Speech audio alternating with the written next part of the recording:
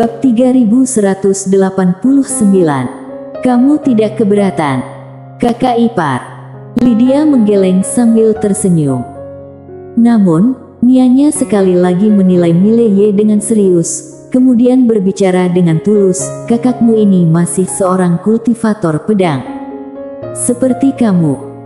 Lydia tertawa, jika kamu menjadi kakak iparku, kamu akan mati dipukul. Nianya menatap Lydia dengan dingin, benarkah? Jika aku menjadi kakak iparmu, kamu akan membunuhku. Lydia berkata, bukan aku, tapi orang lain. Nianya tertawa, selain darimu, sepertinya tidak ada orang lain di dunia ini yang bisa membunuhku. Lydia tersenyum tanpa banyak berkomentar. Tidak lama kemudian, ketiganya meninggalkan formasi teleportasi dan tiba di dunia yang kelam. Setibanya di dunia ini, Mileye merasakan kehadiran berlimpah kekuatan jiwa yang misterius. Nianya melihat ke arah Mileye sambil tersenyum, ini adalah dunia jiwa spiritual, inti dari dunia markas rohku, sangat cocok untuk berlatih jiwa spiritual.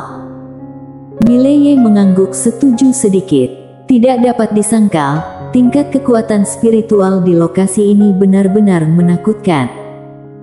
Nianya membawa Mileye ke bawah pohon kuno yang redup. Pohon redup ini seluruhnya hitam seperti batu bara, sangat ganjil. Nianya berkata, ini adalah pohon roh spiritual, harta karun utama di markas rohku. Jika kamu berlatih di bawah pepohonan ini dengan keluar dari tubuhmu, hasilnya akan menjadi 2 kali ganda.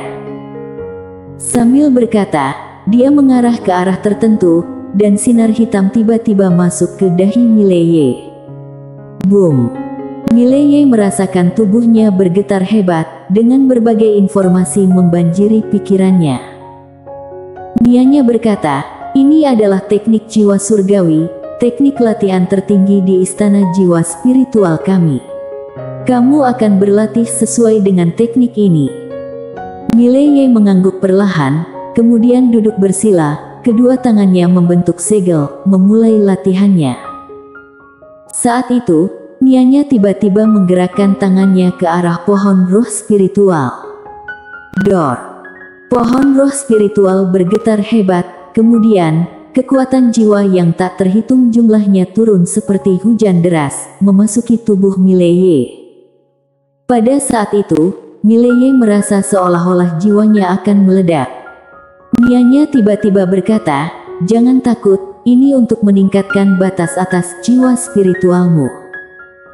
Setelah mendengar itu, Mileye akhirnya bisa mengendalikan dirinya sendiri. Seiring berjalannya waktu, Mileye mulai terbiasa dengan rasa sakit itu. Melihat pemandangan ini, Nianya tersenyum, jiwanya lebih kuat dari yang kusangka.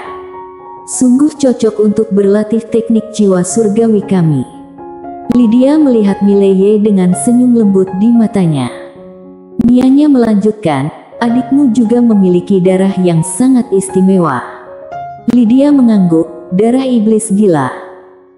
Nianya mengedipkan matanya, darah ini menyimpan kekuatan yang sangat menakutkan, jika berlatih bersama dengannya, pasti sangat menyenangkan. Lydia berkata. Nianya menegaskan, jangan khawatir, aku tidak akan memaksa. Lydia menggeleng sambil tersenyum. Dia tahu kepribadian wanita di hadapannya, suka bercanda, itulah sebabnya mereka bisa saling mengerti. Di bawah pohon kuno, Mileye terus berlatih teknik jiwa surgawi dan kekuatan jiwanya semakin kuat. Namun, pada saat itu, distorsi ruang waktu tiba-tiba terbuka di kejauhan dan seorang pria keluar perlahan. Melihat pria itu, Nianya mengerutkan kening. Pria itu melihat Mileye di bawah pohon kuno, wajahnya langsung memucat, dia menatap Nianya, kamu benar-benar membiarkan orang asing berlatih di bawah pohon jiwa spiritual dan bahkan mengizinkannya berlatih teknik jiwa surgawi istana jiwa spiritual kita. Nianya dengan tenang berkata, ada masalah. Tidak bisa. Pria itu menyeringai, adikku yang baik, sekarang kamu belum menjadi ketua istana. Nianya tertawa, akan menjadi suatu saat nanti. Tahukah kamu mengapa? Karena kamu terlalu tidak berdaya. Jika kamu memiliki sedikit kemampuan, mereka yang tua-tua itu pasti tidak akan memilihku sebagai penerus. Mendengar itu, pria itu marah. Kamu. Nianya mengangkat alisnya. Duel. Tidak puas? Mari berduel denganku. Atas platform hidup mati, berani atau tidak? Setelah mendengar itu, wajah pria itu seketika memucat karena dia tidak berani. Nianya tiba-tiba memberikan tamparan. Plak. Tanpa menunggu reaksi pria itu, dia langsung terlempar keluar, akhirnya jatuh berat di tanah jauh. Setelah jatuh, Nianya pergi dan memberikan tendangan lagi. Bam! Pria itu langsung terlempar puluhan ribu kaki jauhnya. Saat Nianya bersiap untuk melanjutkan serangan, seorang tetua berjubah hitam muncul di depannya. Tetua berjubah hitam itu memberikan sedikit salam, "Yang mulia."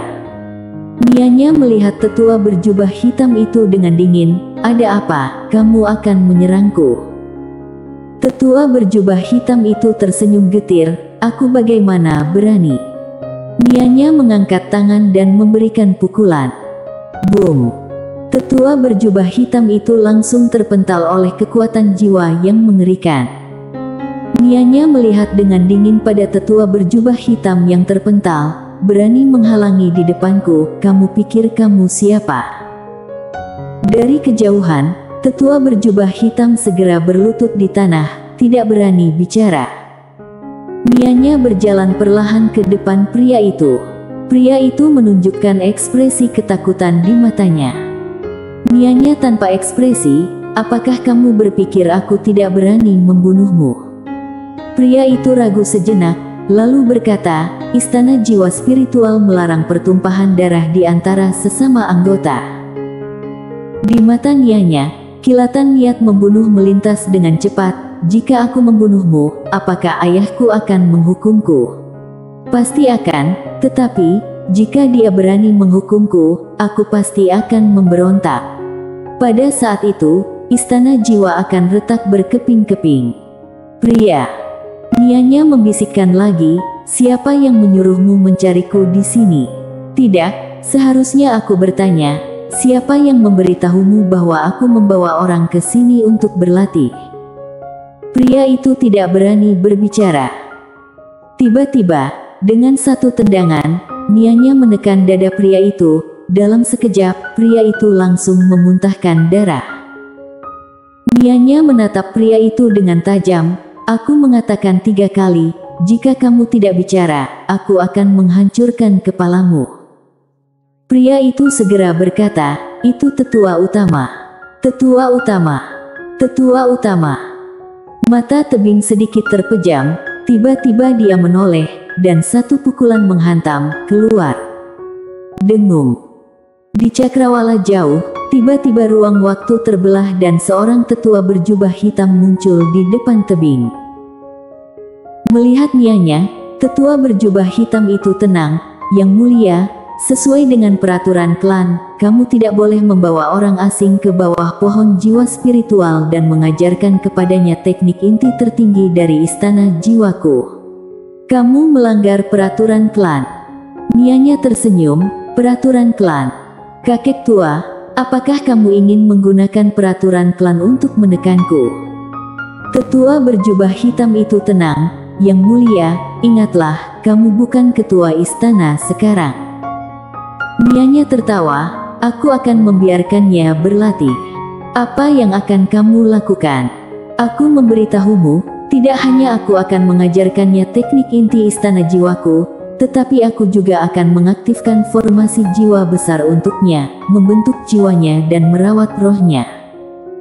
Tetua berjubah hitam itu menatap tajam tebing. Dia hanya orang asing. Nianya tersenyum. "Bukankah kalian selalu ingin menjatuhkanku? Sekarang aku memberikan kesempatan itu padamu."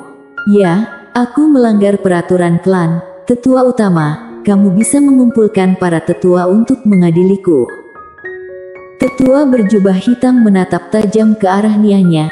Apakah kamu merasa cocok menjadi ketua istana? Nianya tersenyum, aku malas berbicara panjang lebar dengan orang dungu sepertimu. Aku akan memukulmu terlebih dahulu baru bicara. Setelah berkata demikian, dia langsung menghilang dari tempat itu. Di kejauhan, mata tetua berjubah hitam sedikit terpejam, tangan kanannya dengan kuat meraih. Dalam sekejap, sebuah pusaran roh hitam raksasa muncul di sekitarnya. Tidak lama kemudian, pertempuran besar dimulai. Namun, tetua berjubah hitam langsung terdesak. Di bawah sana, wajah pria yang terbaring di tanah sangat muram. Wanita ini benar-benar semakin menjadi-jadi. Namun, tidak ada cara, di seluruh istana jiwa, tidak ada seorang pun yang bisa mengalahkannya. Termasuk tetua utama dan ketua istana. Tidak lama kemudian, tetua utama mulai mundur secara bertahap karena terus-menerus diserang. Dengan cepat, semakin banyak master istana jiwa muncul di sekitar dan orang-orang mulai berusaha menghentikan pertarungan. Akhirnya, Nianya berhenti dan tetua utama sudah terluka parah. Semua orang menatap tebing dengan rasa takut. Ketika wanita ini marah, dia benar-benar tidak terkendali. Nianya tepuk tangan, lalu menunjuk tetua utama, "Si tua bangka, jangan kira aku tidak tahu apa yang kamu rencanakan. Kamu ingin adik tololku menjadi ketua istana dan kemudian kamu bersama para tetua lainnya ingin mengendalikannya, mengambil kendali sepenuhnya. Aku memberitahu kamu, itu tidak akan terjadi." Tetua utama menatap tajam ke arah Nianya. "Semua orang, apakah kalian melihat ini? Orang ini belum menjadi ketua istana, tapi sudah begitu arogan dan sombong. Jika dia menjadi ketua istana, apakah kita akan memiliki hari yang baik?" Semua orang melihat ke arah Nianya, tetapi takut untuk berbicara. Tetapi Nianya tidak mempedulikan tatapan mereka. Dia tidak perlu menahan diri atau menyenangkan orang-orang yang tidak mungkin tunduk padanya. Dimanapun berada, yang dibutuhkan adalah kekuatan, bukan upaya untuk menyenangkan orang lain. Pada saat itu, tetua utama tiba-tiba menunjuk ke arah Mileye yang duduk bersila di bawah pohon kuno, "Bunuh dia." Setelah mendengar perintah itu, semua orang terdiam. Sementara itu, Lydia yang selama ini tidak bicara, tiba-tiba mengerutkan kening. Dia tidak pernah berbicara karena ini adalah urusan internal keluarga Nianya dan dia menghormati Nianya. Oleh karena itu, dia tidak memilih untuk turun tangan. Tapi sekarang, situasinya berubah.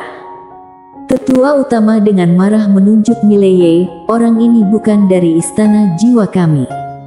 Dia mempelajari teknik inti istana jiwa kami, menggunakan pohon jiwa spiritual kami. Dia harus mati. Dia menciptakan konflik yang lebih besar."